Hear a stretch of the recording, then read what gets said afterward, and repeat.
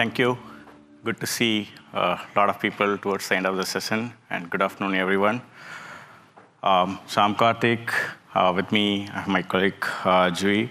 Today, we are excited to share with you our work on developing a lightweight camera software stack for edge AI applications. As we know, the growing demand of high performance and efficient camera stack is rapidly rising, especially with the rise of emerging technologies like the robotics, AR, VR devices, automotive. These technologies require multiple cameras to operate concurrently.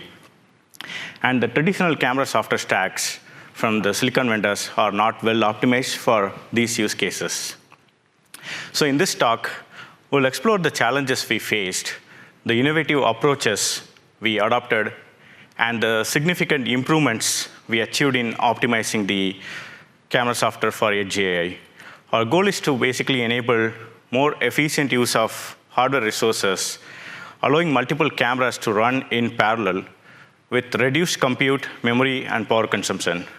So let's dive into the problem statement and see how we approach this challenge. So despite having multiple cameras, mobile phones typically use only one camera at a time while you take snapshots, video recording, and streaming use cases. Camera applications on mobile phones, they tend to run in the foreground.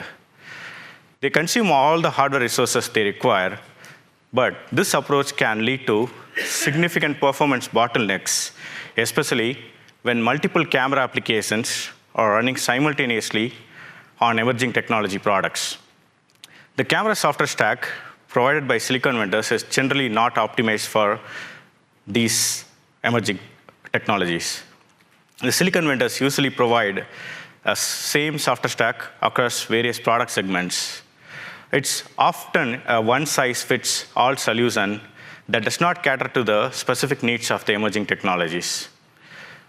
And these cameras need to run in parallel. Their operations are also quite different from the mobile phones. So we need a newer, lightweight camera software stack.